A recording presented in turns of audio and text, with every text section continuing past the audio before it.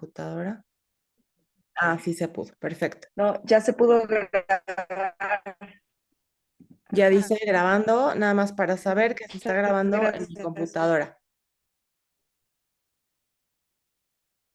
Y si quieren, lo que puedo hacer es que estas clases, ya ven que como los videos son pesadones, está luego complicado compartirlos, ¿no? Entonces lo que podemos hacer es que los Sí, suba a YouTube y les mando el enlace. ¿Les parece? perfecto. Sí, muchas gracias. Sí, estoy Muchas de acuerdo. gracias. Gracias. Sí. Vale, así le hacemos. Yo soy un poco luego distraída con estas cosas de las grabaciones.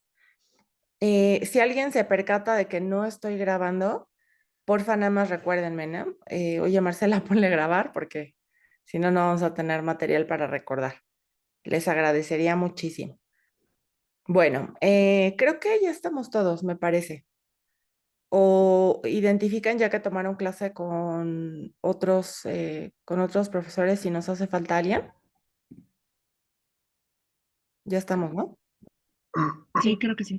Ok, perfecto. Bueno, em, ahora va a ser les voy a platicar un poco de la parte de cuáles son los aspectos que van a hacer que su protocolo sea ético, cómo pueden ustedes evaluar si su protocolo es ético. Pero antes de entrar a eso, quiero también hacerlo como muy dinámico y que sea interesante para ustedes. Para mí es muy importante siempre tocar un poco de historia de los aspectos bioéticos y cómo es que hemos llegado a estas regulaciones. Sí, soy una verdadera creyente de que quien no conoce la historia está destinada a repetirla, pero luego veo poco interés en algunos grupos, como que de eso, porque la clase se llama, ¿no? Una ética aplicable, entonces queremos ir rápido a lo que queremos, lo que podemos utilizar. Entonces, ¿tienen ganas de que toquemos un poquito de historia?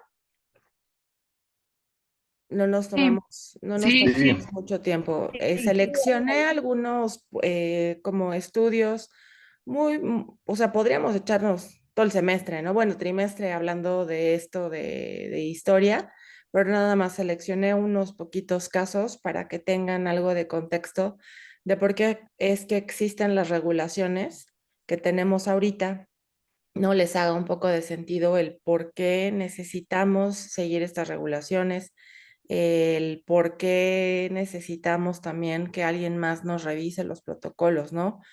Luego vemos como un poco fastidioso el que tengamos que pasar por el comité de ética y de investigación. Entonces, pues el objetivo de que conozcan un poquito de lo que ha sucedido a lo largo de los años es que comprendan pues, ¿por qué la necesidad de estas regulaciones? Entonces, les voy a compartir mi pantalla y vamos a ver una presentación. Ahora, lo único ahora que me viene a la mente que estamos grabando la sesión, también yo creo que les voy a pasar la liga de Zoom, aunque no sé si como no está en la nube, no sé, voy a averiguar cómo hacerles llegar el video completo, porque como les comentaba la clase pasada, a mí me gusta mucho la docencia basada en videos, películas y YouTube. Y cuando subes a YouTube el video de alguien más o un pedazo de una película, te lo corta. No se puede o no se puede subir ese video. Entonces, tal vez o lo que tengamos que hacer es parar la grabación cuando sea material videográfico que no me pertenezca y continúo la grabación después para que se pueda subir a YouTube. ¿Va? Sí. Me salió una leyendita de que mi conexión es inestable. Les pregunto si me están escuchando bien. ¿Sí me escuchan bien? Sí, le estamos Todo escuchando. bien. Sí, Ok, de sí, Sí, acuerdo. sí, sí. Si me empiezo a Y cortar, avísenme, porfa. Luego apagando la cámara mejora, pero prefiero tener mi cámara prendida. Entonces, bueno, vamos a platicar un poquitín de los aspectos bioéticos que hacen que un artículo sea o que un estudio sea ético. Pero antes de eso vamos a pasar una breve revisión por la historia. Em, Esto no recuerdo si se los dije la clase pasada, pero como que el objetivo de que tomen ustedes esta clase es que se convierte, bueno, seguramente ya lo son, pero que tengan muy claro que la integridad debe de ser parte de sus valores principales, ¿no? Y retomando el tema de integridad, pues integridad es hacer lo correcto aun cuando nadie nos está viendo. Es muy frecuente que cuando estamos hablando de las regulaciones, por ejemplo, no se pregunte, bueno, ¿y cuál es la consecuencia? ¿Cuál es el castigo si no hago esto? No, eso es muy lamentable porque la ética debería de ser autorregulada, no debería ni siquiera de preocuparnos cuál es el castigo o cuáles son las consecuencias si no sigo las reglas tal cual están planteadas. A nosotros debería interesarnos hacer lo correcto, aun si nadie nos está viendo, si nadie nos está vigilando, simplemente porque hacer lo correcto es lo que tendríamos que hacer y no deberíamos estarlo ponderando de acuerdo a ver si me lo he hecho o no me lo he hecho, dependiendo si el castigo no es muy severo, bueno, me la juego, ¿no? Entonces, lo que yo quisiera para todas las personas que trabajamos en el área de la salud es que seamos siempre personas íntegras y hagamos siempre lo correcto, aun cuando nadie nos está viendo. Luego, hay un montón de documentos regulatorios que son, pues, por ejemplo, el informe Belmont, las pautas éticas internacionales para la investigación relacionada con la salud con seres humanos, que son las que se llaman las pautas de SIOMS. Tenemos también el reglamento de la Ley General de Salud en materia de investigación para la salud, que nos regula. Tenemos la Declaración de Helsinki, que la última revisión fue en el año 2013. ¿No? Cuando decimos, ay, todo esto tenemos que revisar, o sea, como que dan ganas de ponerse a gritar, porque es un montón de información y al final pareciera ser en algunos casos muy técnica, ¿no? Sobre todo los reglamentos y las cuestiones que son gubernamentales. em, Resultan ser bastante tediosas, complicadas de entender, eh, y creo que a veces por eso se vacuna a la gente contra la metodología y contra la ética, porque se hace muy árido. Pareciera que es una cosa medio inútil, totalmente aburrida, y no le vemos digamos que la utilidad, ¿no? Pero afortunadamente tenemos autores y herramientas que nos han apoyado con material que es súper amigable, como es el artículo de Ezequiel, que yo les sugiero que lo tengan muy bien guardado, porque lo van a usar de aquí para el real. Es un documento que nos recoge todos los principios y todas las características más relevantes que hacen que una investigación sea ética y vamos a estudiarlos de poquito en poquito, ¿sale? Entonces, ¿no qué es? TikToker, a mí se me hace muy chistoso. No, normalmente las personas que están haciendo la maestría trabajan, luego tenemos también hasta residentes, ¿no? Está uno haciendo 400 malabares y dices, pues es que la verdad no tengo tiempo de estar leyendo las pautas de SIOMS que tienen 100 páginas, estarme leyendo todos los documentos, o sea, please, ¿no? Denme un break. Em, Tenemos este artículo que es lo que les decía, ¿no? Tan fácil como que nuestra base es este artículo, What Makes Clinical Research Ethical. Este artículo lo escribió Ezequiel Emanuel, David Wendler y Christine Grady.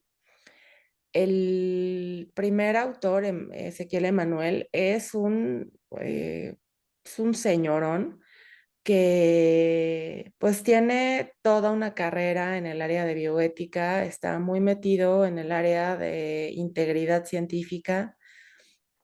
Tiene un libro que es pues bastante amplio con respecto a la mayoría de los temas que se pueden tratar en cuanto a ética en investigación con seres humanos, que se llama el Oxford Textbook of Bioethics. Y pues es una herramienta, la verdad, súper. ¿Mande?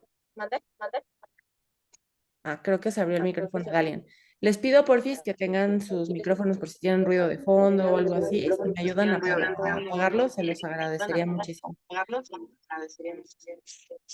A ver, nos estamos aquí. ¿A quién tengo que silenciar?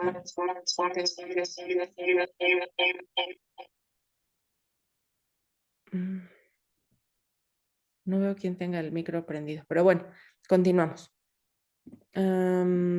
Emanuel Ezequiel hizo este artículo que les va a ser de mucha utilidad.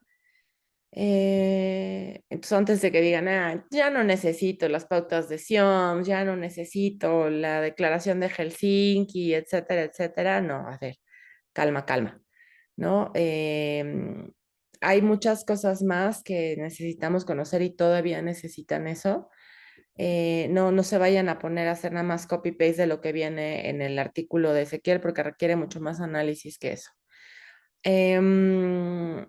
También antes de que se pongan a pensar que su estudio no necesita someterse al comité de ética porque, por ejemplo, mi estudio es retrospectivo, ¿no? Voy a hacer revisión de expedientes. La semana pasada platicábamos acerca de varios de los protocolos y vimos que pues muchos tienen planeado hacer revisión de expedientes o, por ejemplo, que van a usar la base de datos de los pacientes de su servicio o que van a usar los datos de los estudios que se hacen de rutina o que no le van a administrar ningún medicamento experimental, ¿no? Que van a hacer puros estudios observacionales o que piensan que pues en realidad nada más van a hacer un cuestionario o que pues conocen ahí gente en su hospital que no sube sus proyectos a los comités.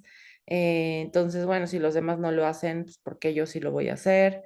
Entonces, antes de pensar en cualquier otra cosa, les voy a decir que la normatividad nacional requiere que, si están pensando en eso, les estoy echando una mirada de desaprobación y juicio.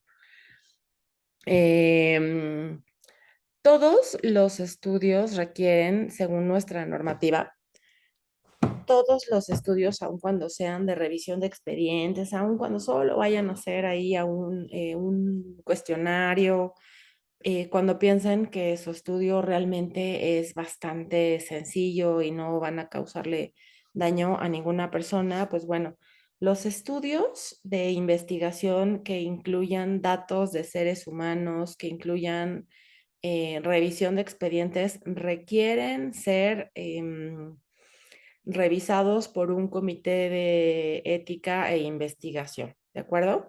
Aunque solamente vayan a revisar expedientes. Ahora, con base en lo que aprendieron la semana pasada sobre las consecuencias de la mala ciencia.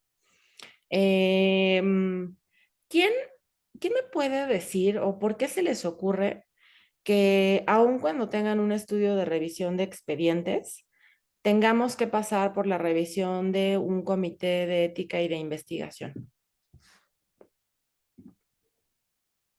Que hay datos personales de los pacientes y Ajá, lo que decíamos, ¿no?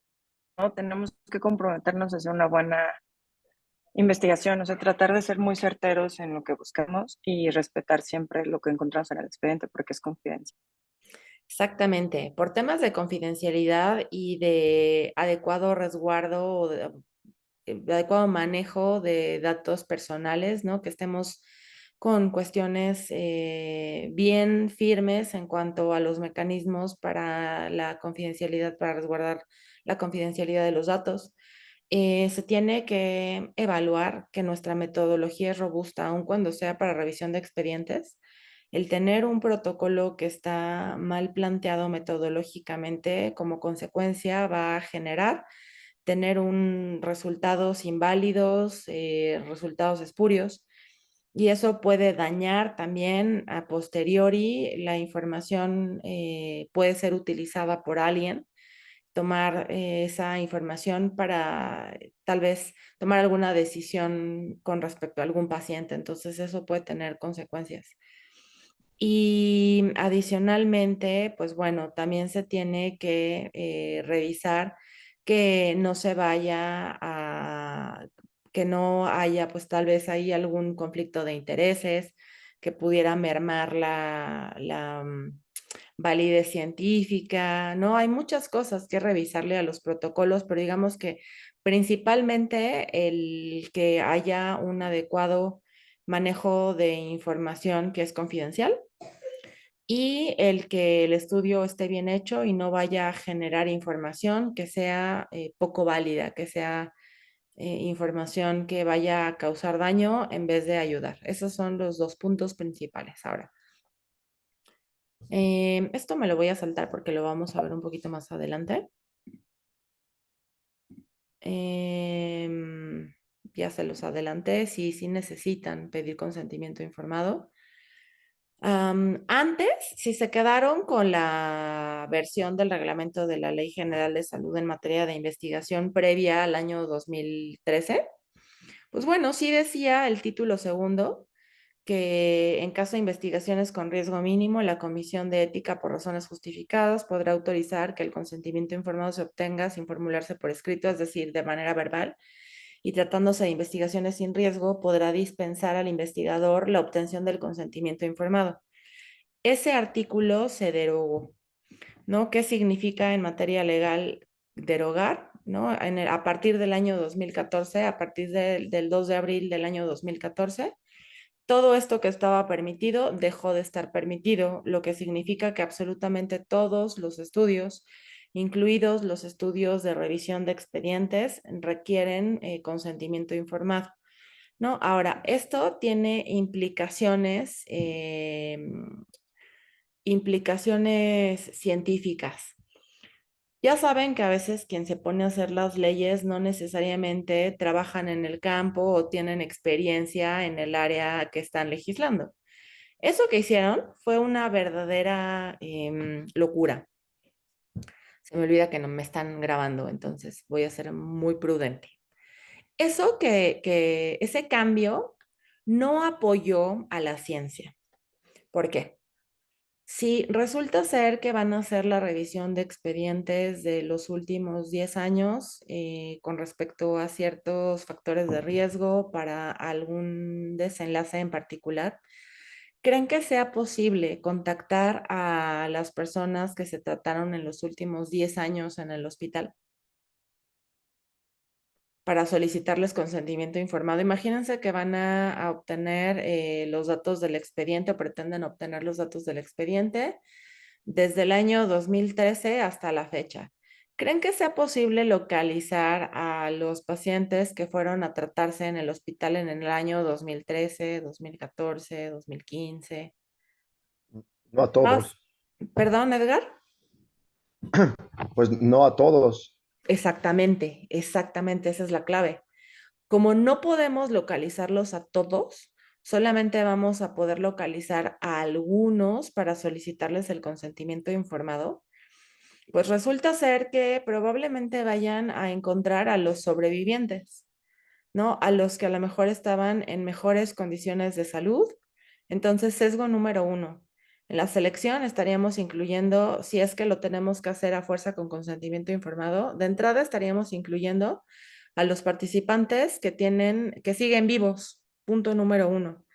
Entonces, por algo, los que no están vivos están en esa categoría. Tenían un peor estado de salud, eran mayores de edad, tenían más comorbilidades, tenían mayor probabilidad de fallecer que los que siguen vivos, ¿no? Y así nos podemos ir con un montón de razones que sesgarían un estudio. Científicamente habría un sesgo tremendo si solamente podemos incluir a los participantes que pueden ser localizados. Entonces, de entrada, eso hace que un estudio sea científicamente inválido por el sesgo de la selección de los participantes, si es que solamente puedo incluir a los que puedo localizar, porque los que son localizables son bastante distintos de los que no son localizables. Siguiente. Piensen a lo mejor que fueron por los... Perdón, es que estoy admitiendo personas. Piensen que llegaron personas tal vez con alguna enfermedad grave, no sé, alguien por infarto o alguna situación En general no llegas al hospital a saludar, ¿no? Llegas por una situación de salud relevante. Y te marcan de pronto el ABC, oye, es que te están hablando del ABC acerca de cuando estuviste hospitalizado porque sucedió esto. No, ¿qué va a sentir una persona cuando reciba una llamada del hospital con referencia al evento que tuvo, ¿no? Te espantas, te sacas de onda. Es alterar a las personas sin realmente ninguna razón, porque si solamente vamos a revisar los expedientes, no tienes por qué estar molestando gente. No piensen en las personas que a lo mejor ahorita están en remisión de cáncer y no han recibido, o sea, no han presentado ningún evento nuevo, están tranquilas, ya dicen, ¿no? Ya la libré, ya tengo varios años que voy a mi revisión anual y todo bien. Y de pronto le hablan, hola, ¿qué tal? Hablamos de la clínica oncológica, queremos hablar con, ¿qué va a pensar la persona? Chin. O sea, encontraron algo, ya me regresó el cáncer. Eh, es una cuestión bastante desafortunada el que se haya hecho esa derogación del artículo. Entonces, ¿qué pasa cuando la ley te dice que tienes que hacer algo, pero éticamente es incorrecto? Metodológicamente es incorrecto. Entonces, bueno, afortunadamente los comités de ética e investigación tienen cierto margen para moverse y pueden tomar decisiones de manera individual. Entonces, lo que sucede en estos casos es que ustedes tendrían que explicar a su comité de ética e investigación el por qué solicitar consentimiento para o sea, por qué no sería impracticable la obtención del consentimiento informado de las personas que quieren incluir en su análisis estadístico. Y explica, ¿no? Pues cuáles serán las razones. Si sucedió hace mucho tiempo, pues porque la probabilidad de que puedan localizar a todos es baja. Si es una enfermedad que, por ejemplo, si les llaman, lo único que van a lograr es asustar a las personas y va a causar un daño eso, un daño psicológico principalmente, pues tampoco es ético. Entonces, ustedes van a explicar el por qué no es buena idea solicitar el consentimiento informado y que más bien ustedes se comprometen a hacer un uso adecuado de los datos. Van a explicar con mucho detalle el cómo van a resguardar la confidencialidad de los datos que son privados, cómo van a resguardar con claves la base de datos, cómo es que, por ejemplo, van a tener en una base de datos toda la información personal y no la van a juntar con la base, tienen que tener dos bases de datos. Otra base de datos con los datos clínicos, los datos que van a utilizar y esa base de datos se usa con un número de identificación. Entonces, no tienes en la misma base de datos uno, María de Lourdes Fernández, dirección, teléfono, etcétera, etcétera, y en la misma base de datos, diagnóstico, resultados de laboratorio, etc., etc., sino que uno tiene por separado los datos que pueden ser identificadores. Les sugiero que guarden la menor cantidad de identificadores posible, solamente lo estrictamente necesario. No necesitan tener, por ejemplo, registro de su dirección o de su teléfono si no van a utilizar esa información para nada. Ahora, a veces, fíjense que a veces pudiera necesitarse. Les voy a explicar, por ejemplo, digamos que ustedes quieren pedir que les regalen un pedacito de las laminillas que tienen en patología. Digamos que, no sé, se me ocurre un ejemplo. Personas que tuvieron se sometieron a una biopsia de tejido gástrico y por algún motivo no les hicieron no hicieron prueba para ver si tenían H. pylori. Y ustedes en su estudio quieren ver, ¿no? Si hay indicios de que esa laminilla pues tenía H. pylori. Si resulta ser que identifican algo que a la persona que le pertenece esa muestra le puede beneficiar en algo o que es importante que sepa, en ese caso sí tienen que contactar a la persona porque es nuestra responsabilidad moral el si identificamos algo, mencionarlo o hacerle llegar esa información a las personas. O digamos que estamos tomando laminillas de hace 5 años y tal vez en ese momento no había información de que cierto polimorfismo condiciona mayor riesgo de recaída o de alguna cuestión que ahorita ya está claro, ¿no? Ya tenemos más información al respecto y yo analizo muestras del pasado y encuentro información que podría serle relevante a esa persona y no lo sabe porque en su momento no hicieron esa evaluación o ese estudio. Entonces, ahí sí voy a adquiero la obligación de contactar a la persona para hacerle saber esa información. Entonces, con todo lo que eso implica, ¿no? Que la persona diga, a ver, ¿por qué estaban analizando mis muestras?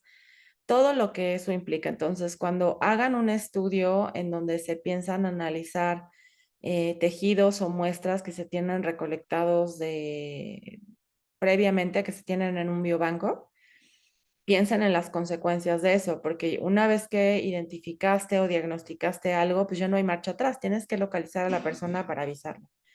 No puedes simplemente hacer uso de esa información y no avisarle a la persona. Adquirimos esa obligación a la hora de analizar tejidos que están guardados en un biobanco. Entonces, bueno, eh, ustedes que están escribiendo un protocolo de investigación tienen que saber un montón de cosas, ¿no? Lo que les decía, es importante que conozcamos un poquitín de historia porque como les mencioné hace un ratito, quien no conoce la historia está condenado a repetirla. Es importante también que ustedes tengan claros cuáles son los límites entre la práctica y la investigación. Cuando estamos haciendo investigación con seres humanos, mientras a la par, por ejemplo, ustedes son los tratantes de los pacientes, pero además los están investigando.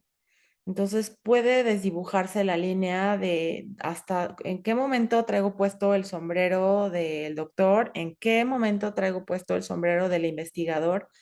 Eso puede ser bien complicado a veces de comprender y lo podemos ir trabajando de manera individual.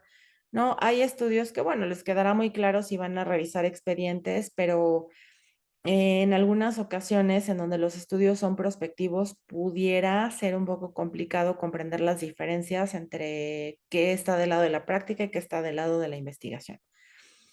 Esta herramienta que les comento de What Makes Clinical Research Ethical les va a ayudar a saber si su estudio es ético y ustedes van a, de tarea, no ahorita porque todavía no vamos a terminar, pero van a hacer el análisis de su protocolo, nada más que eso significa que tengan un protocolo. Entonces, si todavía no tienen una pregunta de investigación bien definida y todo eso, pues bueno, en este momento va a ser un poco complicado, pero sí tienen que meterle velocidad a eso para que puedan aprovechar todas las herramientas. Tienen que tener también muy claro cuál es el grado de riesgo de su investigación, que es principalmente lo que consultamos en el artículo 17 del reglamento de la Ley General de Salud. Yo espero que les quede claro después de tomar esta clase que la ética en investigación es más que un machote que se hace el copy-paste de un protocolo a otro. ¿No? Que finalmente logren aplicar un análisis real sobre cuáles son los riesgos y los beneficios y no nada más hacer el copy-paste de este protocolo cumple con lo establecido en la Declaración de Helsinki, con la normativa nacional e internacional, ¿no? ¿Eso qué significa? No significa absolutamente nada.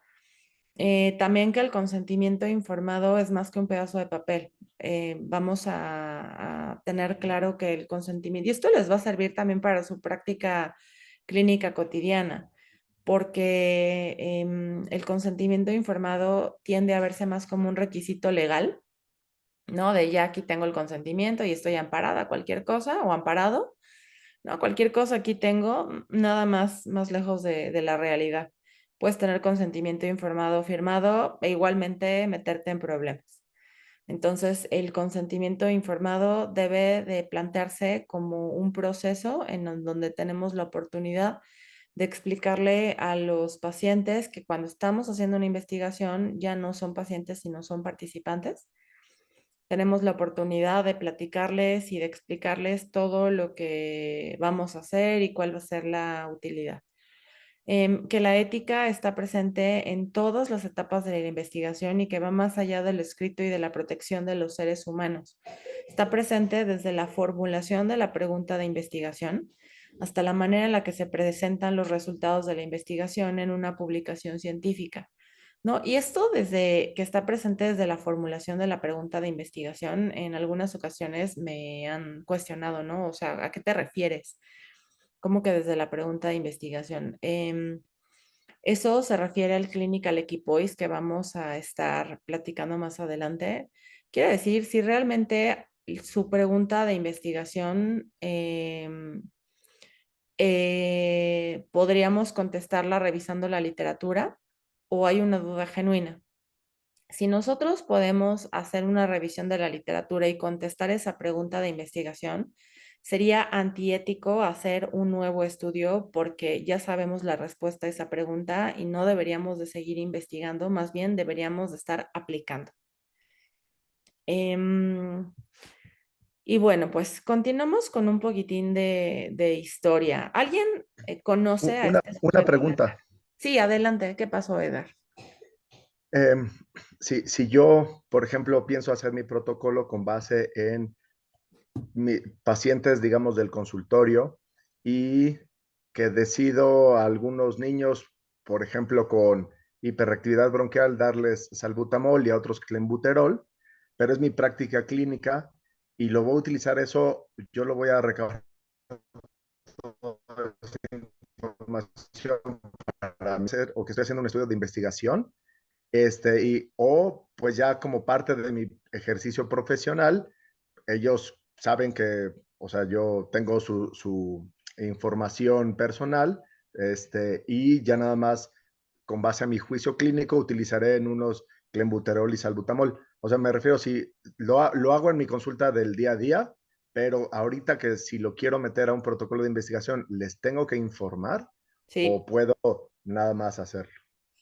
Eso que tú pretendes hacer, dado que no hay aleatorización, o sea, no es un ensayo clínico, sino que dependiendo de las características de cada quien, tú das un tratamiento u otro, eso sería una cohorte, ¿no? Ujú. Les tienes el seguimiento de las personas, lo que tendrías que hacer es solicitar el consentimiento informado para usar sus datos para un estudio de investigación, ¿no? Tendrías que explicarle, primero que nada, tendrías que tener pues la revisión de la literatura, a ver si existe ya algún estudio o inclusive una revisión sistemática con metaanálisis Sí. donde haya la comparación face to face del salbutamol versus clenbuterol.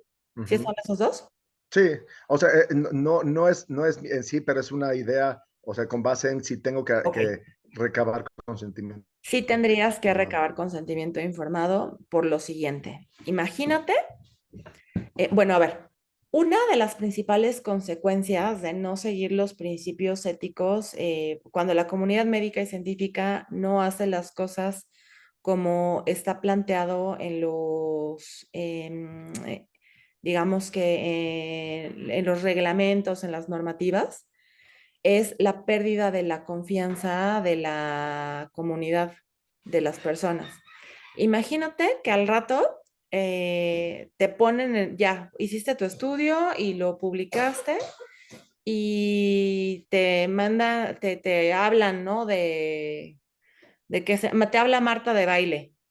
A ver, tenemos acá al doctor Edgar Avedaño que nos va a hablar de su último estudio publicado en la Gaceta Mexicana, en donde pues hizo un estudio con los pacientes del ABC, que A, B, C, D, ¿no? Y te está escuchando la mamá del chavito que va contigo. Va a decir, órale, ¿cómo? O sea, ¿me estaba investigando y no me enteré? ¿Estaba investigando a mi hijo y no me enteré? Entonces, por esa sola razón, porque al rato te pueden armar un numerito, lo único, o sea, miren, da como cosita, ¿no? O sea, decir cómo, o sea, son mis pacientes, están pagando su consulta y luego, ¿cómo les voy a pedir consentimiento? Em, por supuesto que es bueno, inclusive eso habla muy bien de los médicos que estén insertados además en las cuestiones académicas y las cuestiones científicas. Lo que tenemos que ser es muy transparentes, explicarle en este caso, pues a los papás, a la mamá, que tú estás investigando en cuál de los dos tratamientos podría ser superior, que ambos tratamientos están autorizados, que se utilizan, que no, pero que realmente hay poca información si es que fuera el caso, porque primero tendrías que estar seguro de que en efecto no está contestada la pregunta de investigación, que realmente no es muy claro cuál de los dos tratamientos pudiera ser mejor aceptado, ser más efectivo. Entonces, que tú pretendes hacer un análisis del seguimiento de tus pacientes con fines de, pues, avanzar, ¿no? De tener más información sobre cuál es el tratamiento que pudiera ser más beneficioso para los pacientes y que quieres pedir su autorización para hacer uso de los datos de Santiaguito para poder seguir con tu investigación y que cuando termine la investigación tú le vas a presentar los resultados, que le vas a contar qué encontraste. Siempre que tengan duda, mi mejor consejo es siempre sean lo más transparentes. No hagan cosas buenas que parezcan malas. O sea, si difícilmente alguien que tú le estás explicando que quieres aportar al conocimiento, que estás haciendo una maestría, que quieres pues generar información que sea útil para los pacientes, te va a decir, ah, no, no puede usar mis datos. ¿No? O sea, la mayoría, y obviamente mientras expliques que no vas a hacer, no vas a compartir ningún dato personal, que no se le va a identificar en ninguna publicación ni nada, que es nada más lo que quiere son los datos de su seguimiento. Y hay un consentimiento informado de por medio, eso genera confianza, eso va a hacer que inclusive los médicos que están en el área de la investigación son inclusive muy bien vistos por sus pacientes, ¿no? Porque pues saben que son personas que están pues preocupadas por actualizarse, por estar pues brindando la mejor atención a sus pacientes. Entonces, que no les dé miedo esta parte del consentimiento informado en la práctica privada. Obviamente lo que no podrías hacer, ahorita te doy la palabra, Coralis. Obviamente lo que no podrías hacer es hacer un ensayo clínico en donde, ¿me escuchan bien? Que otra vez me salió que mi conexión es inestable. Ok. Lo que no podrías Sí, se hacer escucha bien. es hacer un ensayo clínico en donde aleatorizaras el tratamiento y se le cobre la consulta.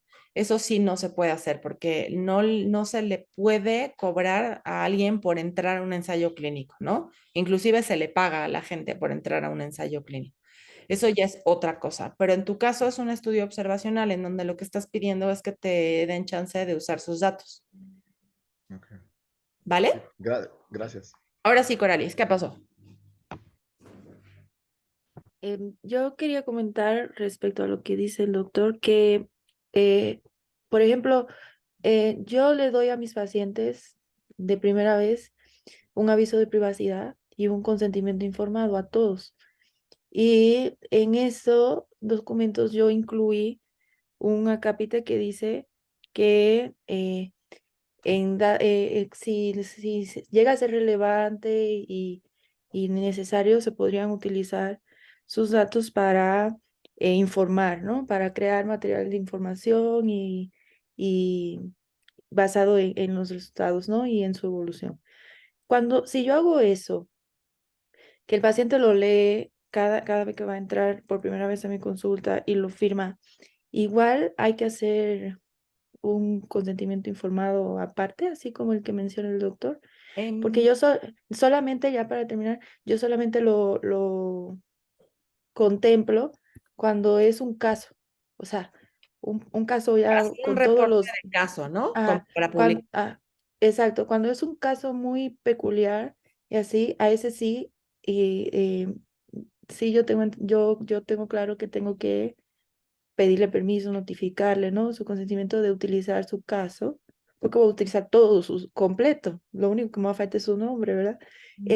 Pero en el caso anterior, ¿es válido eso? Sí, sí es válido, nada más que tenemos que poner un opt-out.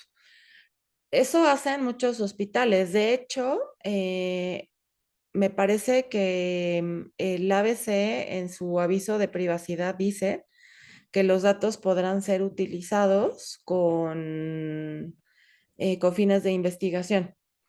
Sin embargo, cuando de manera personal, o sea, lo mejor sería, sí, se pueden evitar ese paso si se da si se da a firmar un documento en donde se les avise que van a que los datos se recaban con fines de investigación. Esa es otra forma. Ese es digamos que es un consentimiento que se le llama, o sea, ya está de entrada, te están avisando que eso sucede, nada más que se tiene que poner una casilla de opt-out, porque no se le puede obligar a alguien, o sea, no puedes solamente informarle que vas a usar sus datos con fines de investigación porque no es posible. Se tiene que poner una casilla en donde diga, si usted no desea que se utilicen sus datos con fines de investigación, marque aquí. Eso se tendría que agregar. Pero sí, y sí, así lo salvaríamos. Sí es posible hacer eso. Nada más que siempre yo les pido que, obviamente no nos vamos a desgarrar las vestiduras si lo que quiere es tomar dos datos, ¿no? Es una cosa muy, muy sencilla. Pero siempre traten de pensar en beneficiar a la comunidad científica. Ustedes pónganse, olvídense que son médicos, pónganse del otro lado del escritorio. Piensen que son la mamá o el papá de ese niño. ¿Qué preferirían? ¿Que les pidieran su autorización para usar los datos o que nada más les dieran la hojita cuando es la primera consulta del aviso de privacidad? Si a ustedes les gustaría saber que en ese consultorio se utilizan los datos con fines de investigación porque es alguien que está metido en el área, em, pues podría ser bastante más, ¿cómo llamarlo? Pues es más correcto, ¿no? Dar un poco más de información porque un consentimiento informado da la oportunidad de tener una discusión uno a uno sobre sobre la investigación. En cambio, un aviso de privacidad es nada más te doy a leer y no hay un consentimiento, vaya, no estamos seguros de que realmente lo leyeron siquiera, ¿no? Porque mucha gente pues nada más lo ve, dice que flojera, lo firma y lo regresa. Entonces, les voy a contar, por ejemplo, en la Declaración de Helsinki es muy claro que dice que la responsabilidad de una investigación recae en el investigador y el investigador está obligado a asegurarse de que el potencial participante o de que el participante dio un consentimiento verdaderamente informado. Entonces, el saber que una persona o que una buena cantidad de personas ni siquiera leen esa hoja y nada más la firman, pues en realidad a nosotros nos va a quedar siempre la duda de si las personas saben que se está firmando, o sea, que está firmando la autorización para uso de datos en consentimiento informado. No está mal, o sea, porque tampoco nos vamos a poner más papistas que el Papa si solamente vamos a recolectar datos que no tienen ningún daño. Tal vez, por ejemplo, no sea lo mismo en una consulta de adultos, en una cuestión de todos los días, a que a lo mejor sea la consulta de un infectólogo y están tratando temas delicados, ¿no? Como pacientes con VIH. Em, tenemos que ver todo con de manera individual, ¿no? Por ejemplo, sí sería posible que Edgar, cuando fueron a la primera visita, les diera en el aviso de privacidad, que pusiera tal vez en letras grandes, ¿no? Es posible que usemos los datos de los pacientes para hacer análisis para publicaciones científicas y que ponga la casilla de si usted no quiere que se utilice para estos fines, marque aquí. Si no lo marca, quiere decir que sí. No, eso se le llama el opt-out. O al revés, hay otro tipo de consentimiento que le llaman el opt-in, en donde tú pones un aviso en tu consultorio en donde diga, si a usted le gustaría que aportar que su información ayudara a la ciencia o alguna cosa por el estilo, en este consultorio hacemos investigación. Si a usted le gustaría que sus datos fueran incluidos pues, en algún estudio de investigación, por favor, llene este formulario, ¿no? Y hay un buzón. No, hasta podrían hacer como el experimento de cuántas personas hacen el opt-in. Hay muchas personas bueno, de hecho hay investigaciones que han averiguado cuáles son las motivaciones por las cuales las personas entran a estudios de investigación y una gran mayoría entra por altruismo. A uno le da gusto poder hacer algo bueno por los demás, ¿no? El saber que tu información puede ser de utilidad para mejorar la información que se tiene, para abonar al conocimiento. Lo que pasa es que muchas veces ni siquiera se le da la oportunidad a las personas, ¿no? Ni siquiera se les pregunta si quisieran o no quisieran, nada más se toman los datos. Esta es una discusión bien larga, ¿eh? O sea, podríamos estar aquí porque toca temas de ética de salud pública. Por ejemplo, hay países europeos en donde por normativa todos los datos de las personas que se tratan en los hospitales, o sea, firman que están autorizando para que se utilicen esos datos en investigación, porque es nuestra obligación aportar, ya que nos beneficiamos de los conocimientos médicos, es nuestra obligación moral también aportar de regreso. Entonces, hay una discusión muy grande al respecto. Mi consejo siempre va a ser, sean lo más transparentes y nunca hagan cosas buenas que parezcan malas. Si tienen la oportunidad de solicitar el consentimiento a las personas, háganlo.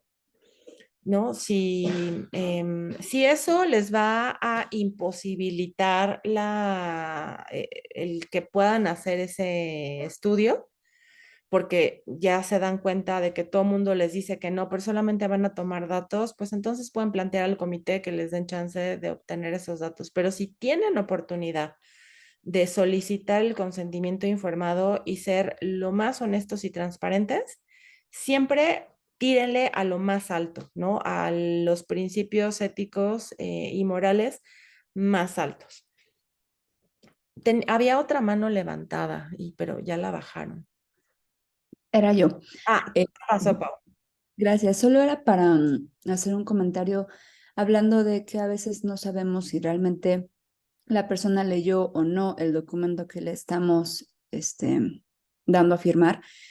Una cláusula que a mí me indicó un abogado es que un consentimiento informado siempre tiene que tener abajo una firma de quien explicó y resolvió las dudas, así tiene que tener este párrafo del consentimiento, ¿no? Y entonces solamente puede firmar la persona y también la persona que se explicó, más bien que lo explicó, sí, pues evidentemente se resolvieron todas las dudas. Obvio, pues a ver, nadie está detrás con una cámara a ver si sí le explicó todo, ¿no? Pero pues esto es lo correcto. Claro, el consentimiento informado inclusive, hay 4 firmas. Es la de la persona que da el consentimiento, la que recibe el consentimiento, que fue quien explicó, y la de dos testigos. Pero esto de la resolución de dudas no está en los formatos de confidencialidad, del aviso de privacidad. Así es, solo es en el consentimiento.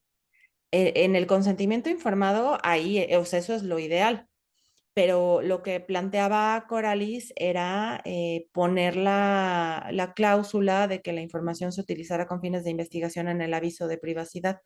Y en el aviso de privacidad no está esa parte porque justamente es un aviso, ¿no? Te lo dan y te están avisando, no te están explicando ni nada por el estilo.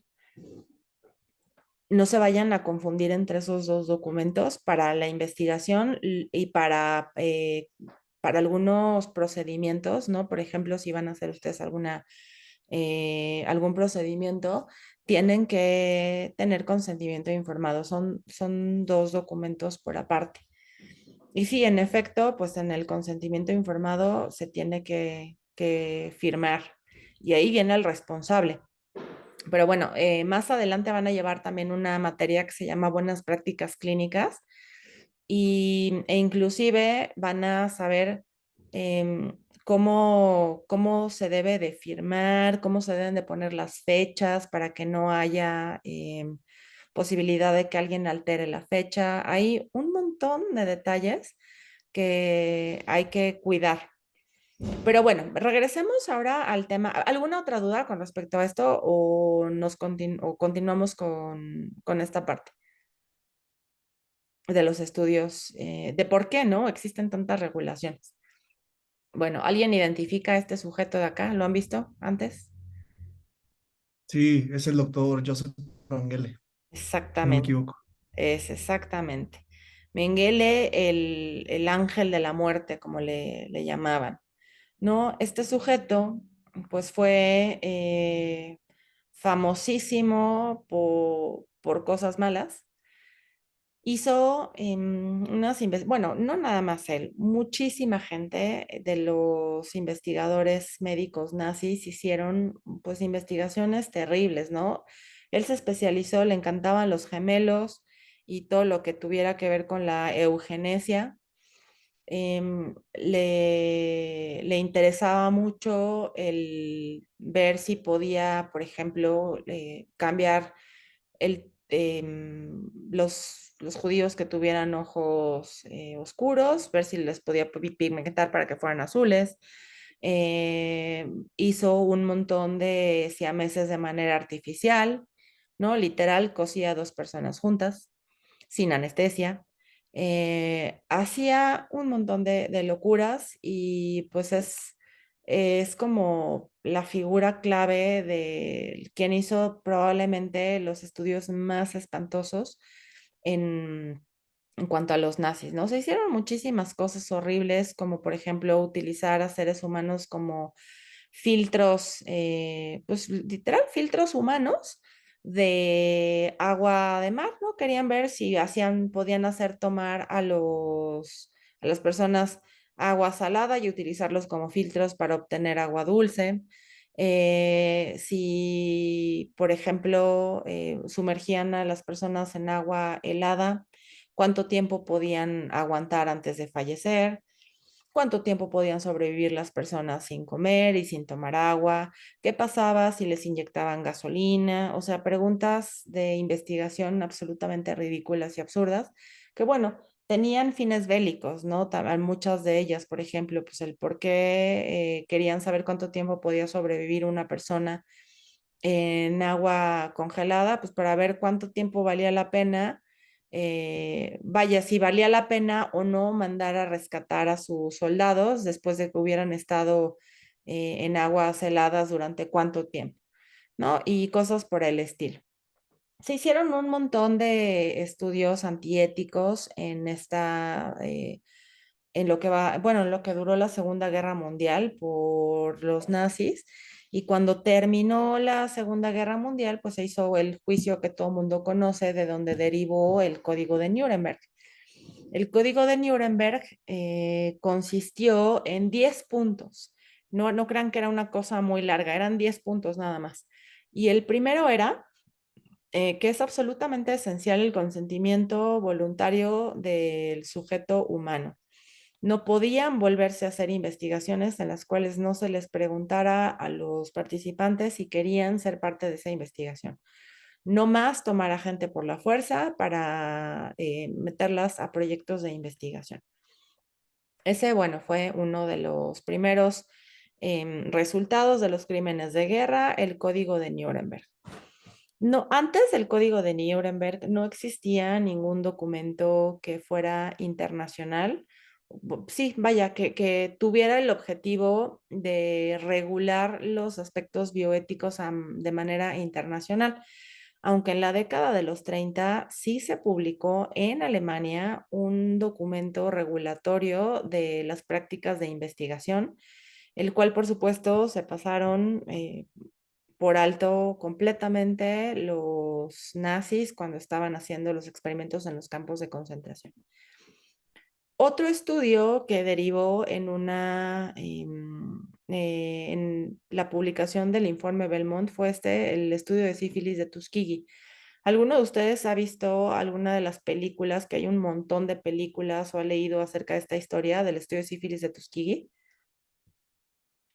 Este es un estudio muy famoso y hay un montón de películas. Hay una que yo creo que es la más famosa, que la pueden encontrar en YouTube, se llama Miss Evers Boys. Evers con V, Miss Evers Boys, vale la pena que le echen ahí un ojo si tienen un tiempito. El estudio sífilis de Tuskegee es un estudio que es realmente muy famoso. Si ustedes alguna vez han ido, por ejemplo, al CDC, hay un área destinada específicamente a este estudio. Fue un estudio que inició en la década de los 30, en donde pues estaban en plena época del segregacionismo, ¿no? Imagínense Alabama en la década de los 30, en donde los hombres que estuvieran en esa área de Tuskegee, pues eran hombres que tenían un nivel educativo bajísimo, prácticamente pues analfabetas, no tenían acceso a servicios de salud, había pues inclusive políticas, ya saben, que no permitían que usaran siquiera los mismos baños o el transporte público junto con la gente blanca. O sea, era una época muy difícil para ser afrodescendiente. Y había pues muchísimos casos de sífilis. No es que la enfermedad fuera exclusiva de las personas afrodescendientes.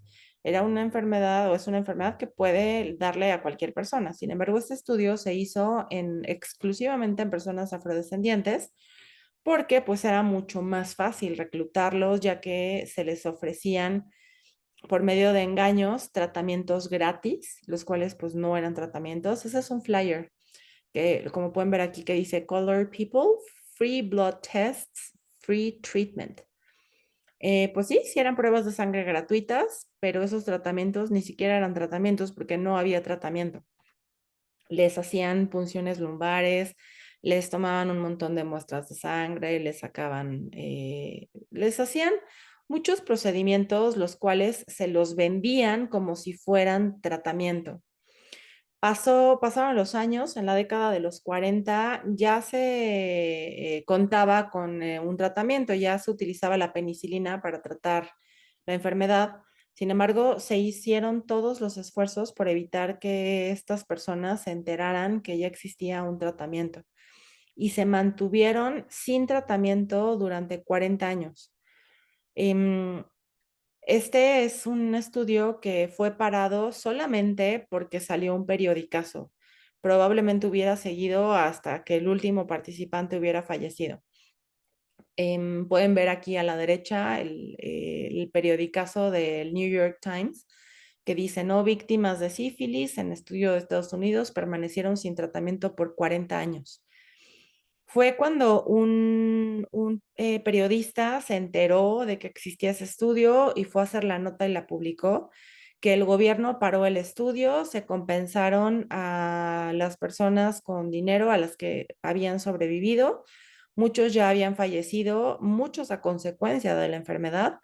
Y bueno, lo que derivó del estudio de Tuskegee fue que en Estados Unidos se crearon algunas normas como la Common Rule, se crearon instituciones para la regulación de la investigación y se publicó el informe Belmont. El informe Belmont, que es muy famoso, que recoge los principios bioéticos básicos de la teoría del principismo.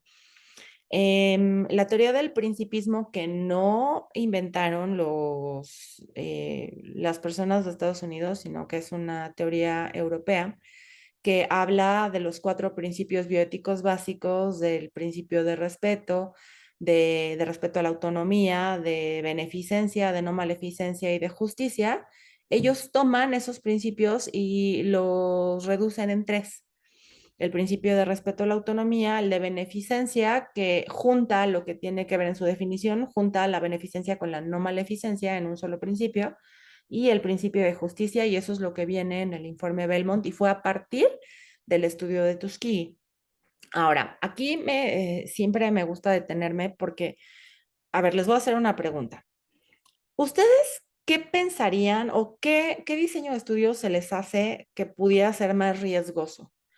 ¿Un estudio observacional o un estudio experimental? Pónganlo en el chat ahora, por favor. A ver, vamos a abrir el chat. Pongan qué piensan que pudiera ser un estudio más riesgoso o éticamente un poco más complicado. Observacional, Miguel Ángel. Ok, ahorita nos explicas por qué. Experimental, observacional, observacional. O sea, ¿piensan que es más riesgoso un estudio observacional que un estudio experimental? Fíjense que es el primer grupo que me toca así. Digamos que la mayoría de las personas pensaría justamente esto, ¿no? Que experimentar con las personas pudiera ser mucho más problemático, más riesgoso que solamente observarlas. Y solemos desestimar o solemos desestimar los aspectos bioéticos de los estudios observacionales porque decimos, solo los voy a observar, ¿no? O sea, ¿cuál es el tema? Pues adivinen qué clase de estudio era este de Tuskegee. Era un estudio observacional. El problema fue que, o sea, ellos, había un tratamiento, observaban cómo se deterioraban y ellos calladitos. Solamente estaban como el chinito milando. Eso es justo lo que no debemos de hacer y por lo cual les estaba diciendo a ustedes que inclusive cuando tenemos un estudio de revisión de expedientes o de análisis de muestras recolectadas en el pasado, en el momento en el que hacemos un análisis y vamos a diagnosticar algo o vamos a identificar tal vez algún factor de riesgo, adquirimos la responsabilidad de hacer algo. No podemos quedarnos como los de este estudio nada más mirando. Si tenemos en nuestras manos información que los dueños de esa información necesitan saber, se las tenemos que hacer llegar. No podemos hacernos de la vista gorda, ¿no? Y eso es algo que luego a uno no se le prende el foco. Sí tenemos que hacer algo cuando, a ver, observacional, porque si te das cuenta de algo que puedes modificar y no lo haces, puede ser más riesgoso, ¿sí? Ese es, eso es bien importante, no quedarnos nada más con la idea de que los estudios riesgosos son los experimentales y como yo nada más voy a hacer observacional, no pasa nada. Inclusive para la elección de nuestros desenlaces, tenemos que tomar en cuenta la bioética. Imagínense este ejemplo. Yo quiero hacer una cohorte de pacientes que tienen obesidad y quiero, porque tal vez no se conoce bien, ¿no? ¿Qué tanto tiempo tardan porque la obesidad por sí misma no es el problema, sino las comorbilidades que lo acompañan. No sabemos cuánto tiempo se van a tardar tal vez en desarrollar alguna enfermedad cardiovascular o que vayan a desarrollar diabetes o que vayan a tener hipertensión. Entonces, yo me propongo hacer una cohorte de pacientes que tienen obesidad y periódicamente, digamos que yo trabajo en la clínica de obesidad, ¿no? Y periódicamente les estamos haciendo estudios para ver pues su estado general de salud. Mi desenlace es diabetes, pero yo de pronto veo que este sujeto pues ya tiene intolerancia a la glucosa, pero mi estudio dice que quiero saber cuánto tiempo tarda en desarrollar diabetes. ¿Qué hago? ¿No?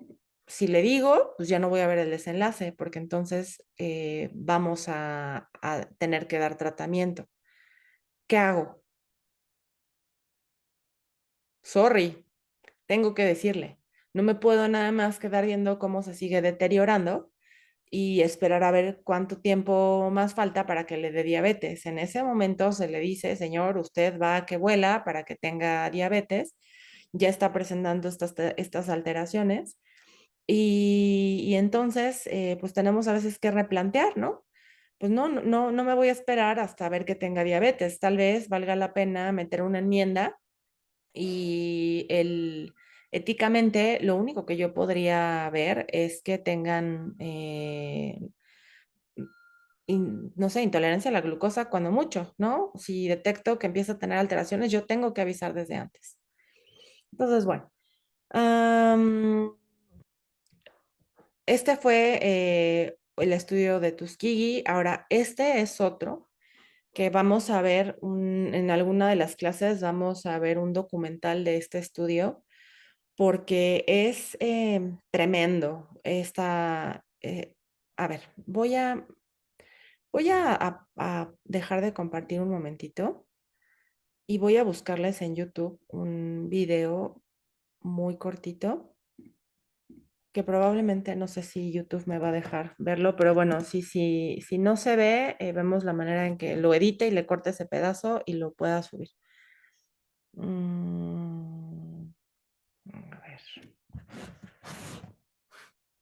Em,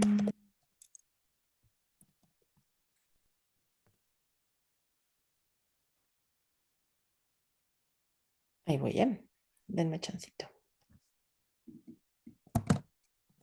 Albert Klickman.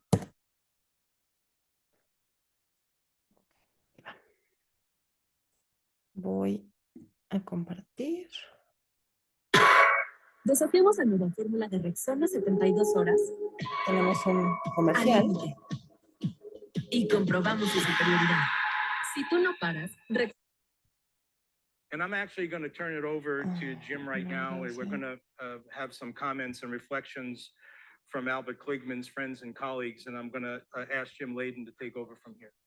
No, I know, but just... Esto estamos viendo tributo al doctor Albert Klickman, miembro fundador y chair honorario de la American Acne and Rosacea Society. ¿Ok? Entonces aquí estamos viendo al héroe. Tributo al héroe. Well, yeah, it is precarious up there. Albert Kligman was an amazing man, and I met him as a really impressionable youth. I was 19 years old, a freshman at Penn, and I somehow ended up with Jim through a story that's far too long to tell, but you've probably all heard it 4 or 5 times anyway, at least 6. And Albert was astounding. He was frightening. He was a force of nature. He was, at that time when I met him, the age that I am now. And it astounds me the energy that he had at 54, because I sure as heck don't have it. And he was compelling. He was exciting. He sought out bullshit with every fiber in his body and attacked it. He hated fakery. He hated posers. Well, don't go there. He was just an amazing guy. And as I grew older and got to know him better, it was amazing to be around him. It was stimulating. And I'll leave it to people who know him better than I to continue. Ok, ahí le voy a parar. No le voy a dedicar más tiempo a ese sujeto. Dejar de compartir. Ahora vámonos con la presentación. Venga. Adivinen ¿quién es el que hizo todas estas investigaciones? Albert Klickman. El que por un lado es un héroe, la manera en la que hizo sus investigaciones era terriblemente antiética. Em, ¿Saben por qué se llama esto? La historia que cuenta los experimentos que se hicieron en la prisión de Holmesburg, Acres of Skin, porque cuando lo entrevistaron sobre sus investigaciones en la prisión y le dijeron, ¿tú qué sentiste, no? Cuando fuiste por primera vez a esta prisión para ver si podías hacer ahí tus investigaciones. Él dijo, me sentí como un granjero que tenía acres de piel listas para investigar. O sea, él no veía personas, él veía acres de piel. Em, y fíjense cómo siempre todo, vaya, si no tenemos nosotros unas bases morales muy sólidas y no tenemos muy claros cuáles son nuestros principios y nuestros valores, podemos llegar a confundirnos y pensar que sujetos totalmente despreciables son personas que son admirables y que tienen un super punch y demás. Yo he conocido un par así de figuras muy famosas a lo largo de mi vida que son idolatradas por algunas personas, por algunos grupos, y para mí no son más que focos rojos y ejemplo tras ejemplo tras ejemplo, lo único que he hecho es salir corriendo y digo, ¿cómo es que todas estas personas que las idolatran no se dan cuenta de todas las cosas antiéticas que están haciendo? ¿No? Entonces, lo que yo pretendo es que ustedes terminen este trimestre con una gran sensibilidad de lo que está bien y lo que está mal. Em, Porque el ego, que esa es otra tarea, ¿eh? Al final de esta presentación creo que vienen esas recomendaciones. Em, Cuando te gana el ego, ya perdiste. Te puedes ir por el lado equivocado y bueno, estas investigaciones en la prisión de Holmesburg les vamos a dedicar algún tiempecito, les voy a poner un video en donde escuchan de viva voz los testimonios de algunas de las personas que estuvieron, vaya, que vivieron de primera mano la experiencia de ser sujetos de investigación de esta era. También en Estados Unidos, pues en la época que le llamaban la época de investigación de oro de Estados Unidos, que coincide más o menos con el fin de la Segunda Guerra Mundial, la década de los 40, 50, em, había una sociedad bastante distinta de la que hay ahorita, en donde, bueno, como ustedes seguramente ya saben, niños que tenían algún problema psicomotriz o de desarrollo o algo, solían ser institucionalizados porque eran niños que las familias escondían, ¿no? Así como, por ejemplo, si una adolescente se embarazaba, la escondían y la mandaban con la tía lejísimos, pasaba exactamente lo mismo con niños que tenían alguna enfermedad o alguna alteración.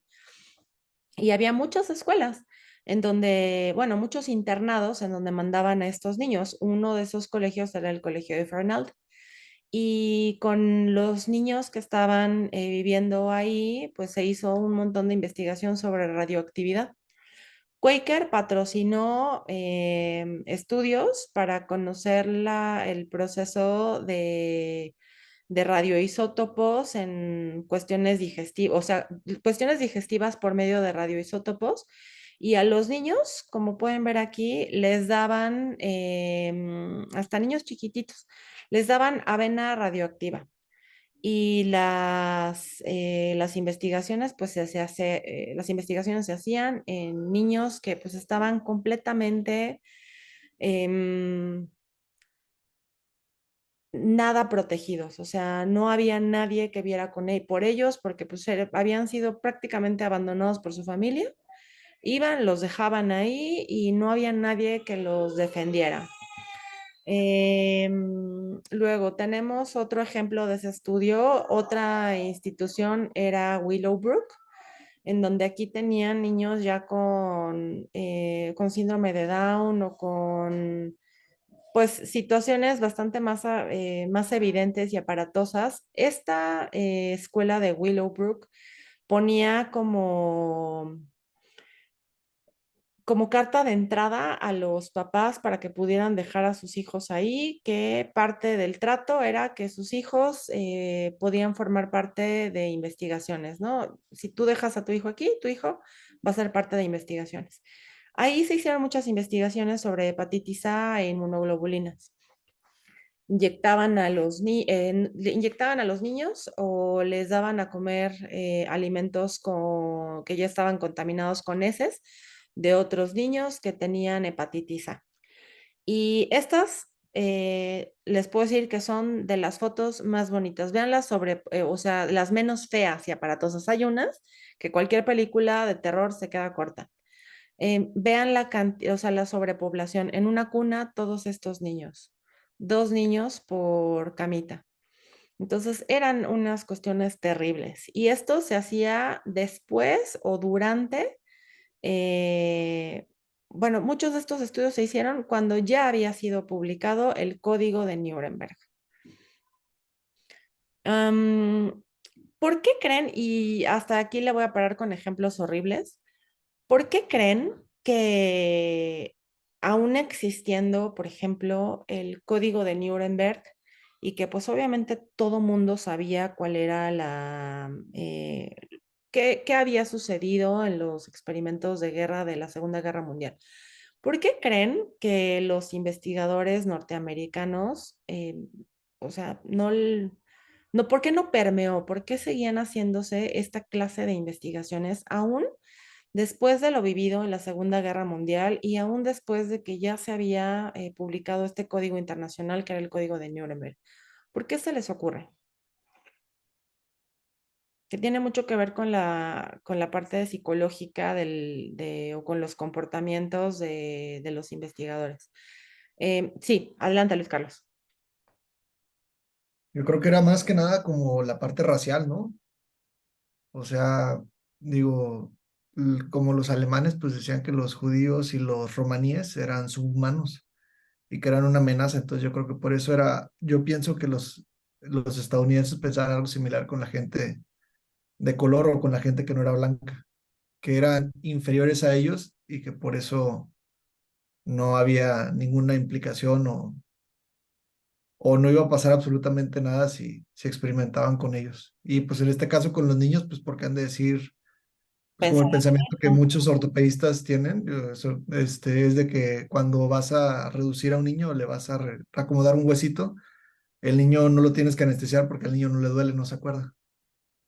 Ujú. Entonces es como que pensando un poquito en ese sentido de que pues el niño pues, no siente nada, entonces pues no va a decir nada. Sí, eso seguramente permanecía en la mente de muchos, ¿no? Que pues era la forma de pensamiento de aquella época, que eran inferiores o así, sí, seguramente eso tenía mucho que ver, pero lo que se ha averiguado es que los investigadores norteamericanos no sentían que ese código aplicara con ellos, porque ellos no eran locos nazis, ellos eran científicos, ellos eran personas que iban a generar aportaciones relevantes y sus preguntas no eran tonterías como qué pasa si inyectas a alguien con gasolina. Entonces sentían que eso no aplicaba para ellos, que los códigos no aplicaban para ellos porque ellos sí eran susceptibles de confianza, sí se podía confiar en ellos, entonces no necesitaban esos códigos porque ellos sí hacían las cosas bien. Se ha visto que muchas personas piensan que las reglas no aplican para ellos hasta la fecha.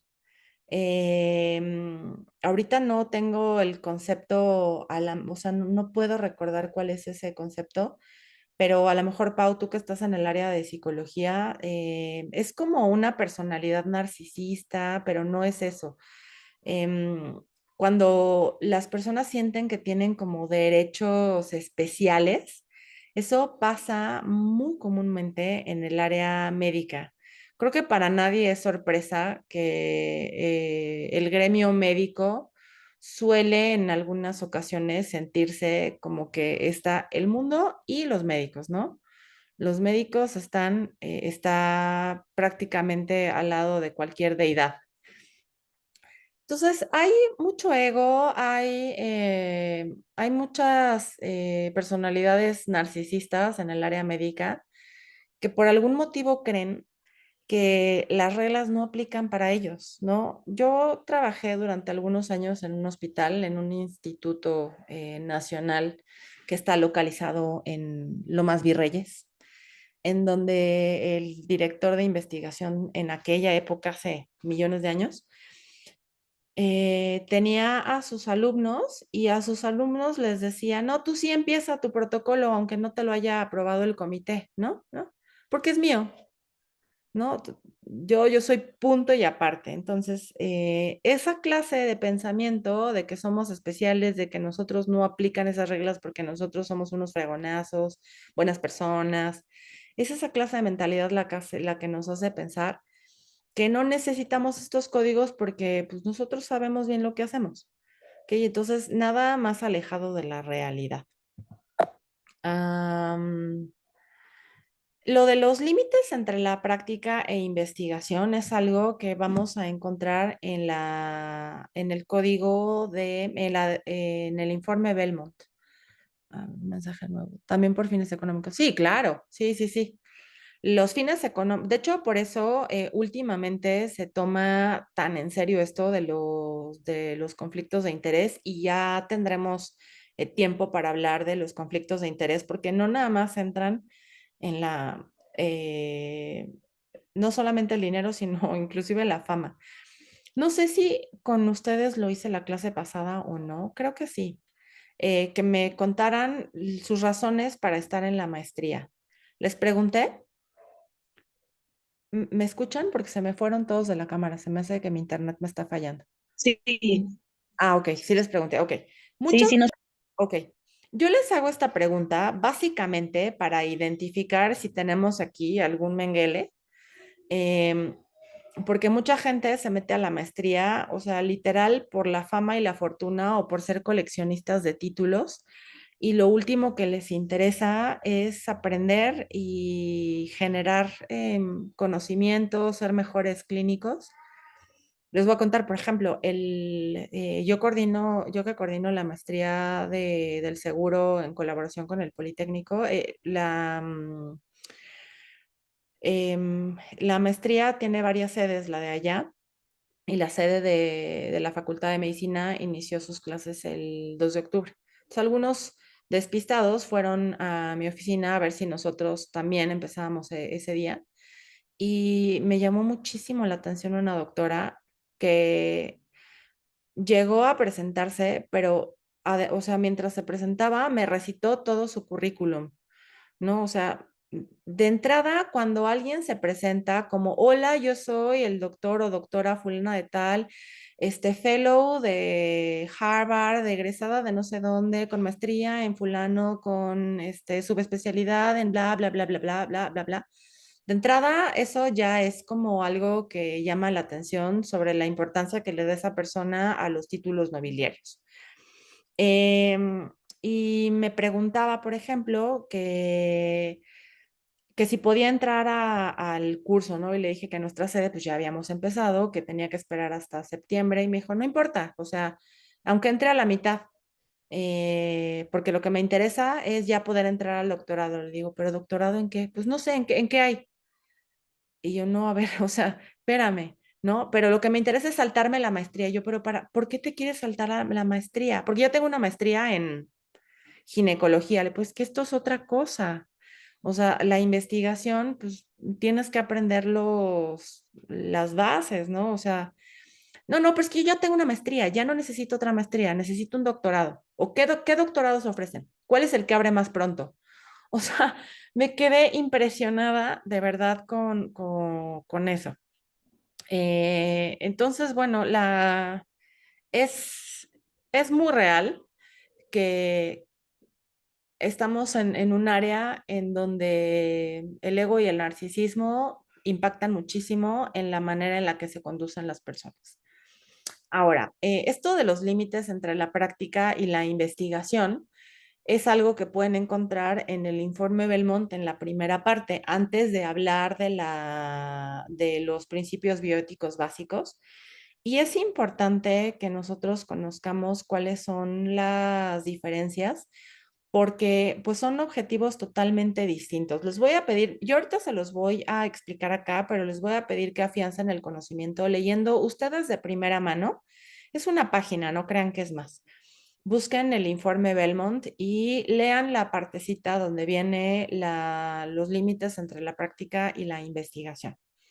No, lo que nos dice el informe Belmont es que es importante distinguir entre investigación biomédica y del comportamiento por una parte y por la otra la práctica de una terapia aceptada.